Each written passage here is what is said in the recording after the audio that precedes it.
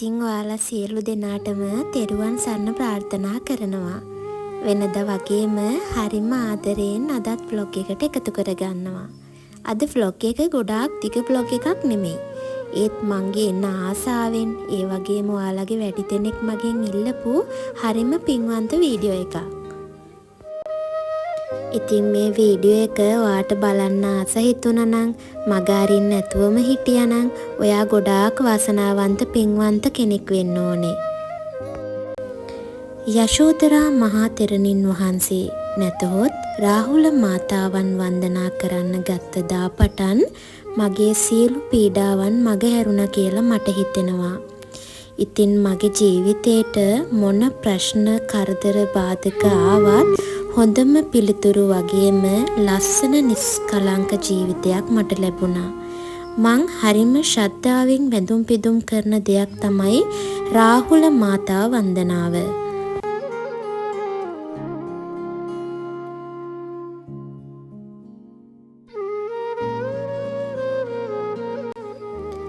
ඉතින් අපි මේ වත්පිළිවෙත් කරන්න පිරිසිදු තැනක් සකස් කරගෙන වන්දනාමාන කරන්න පිළියෙල කරගන්න ඕනේ.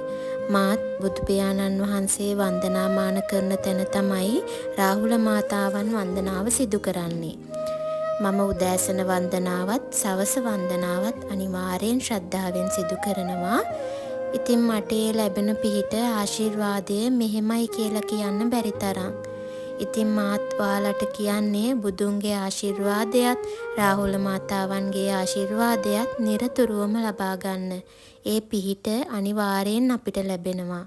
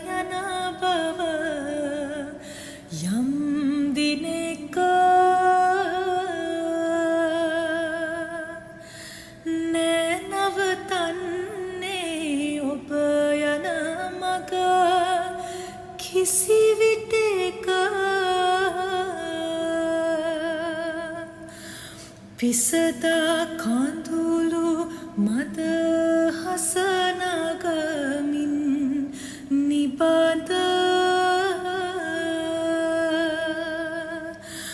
බල බල හිඳිමි පුදු හිමියන තුරුමද.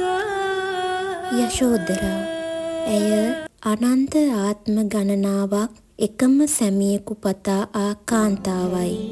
මුව ලේන ජාතියේදීත් රජ සිටු බමුණු ආදී කුලවලදීත් දුප්පත් පොහොසත් ભેදයක් නොමැතිව නැවත නැවතත් ඉපදෙමින් සාරා සංඛ්‍ය කල්ප ලක්ෂයක් පුරා එකම සැමියෙක් එකම දරුවෙක් පතා ආකාන්තාවයි.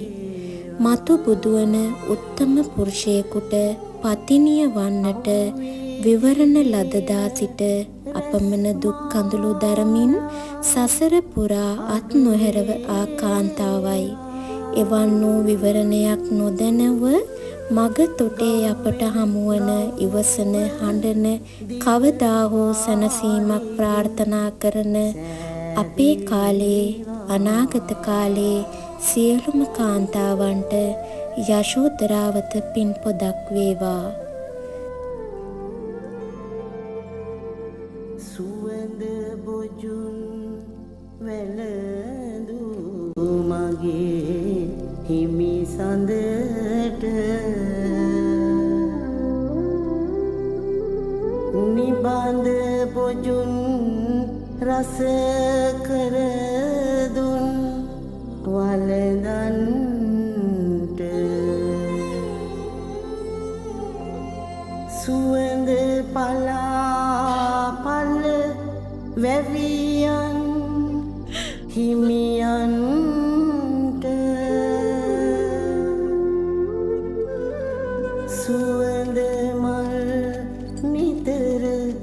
පිපියන් රන් කඳට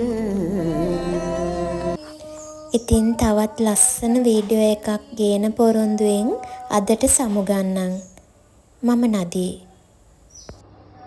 භික්ඛුනී සංඝ සෝභනී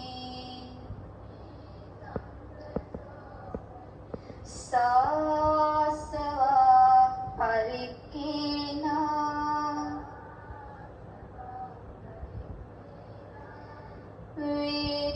විතරාගා මහිද්దికා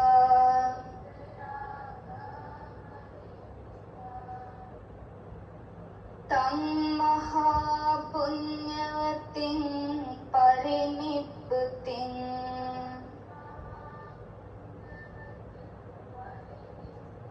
වන්දාමි රාහුල මාතා යසෝධරා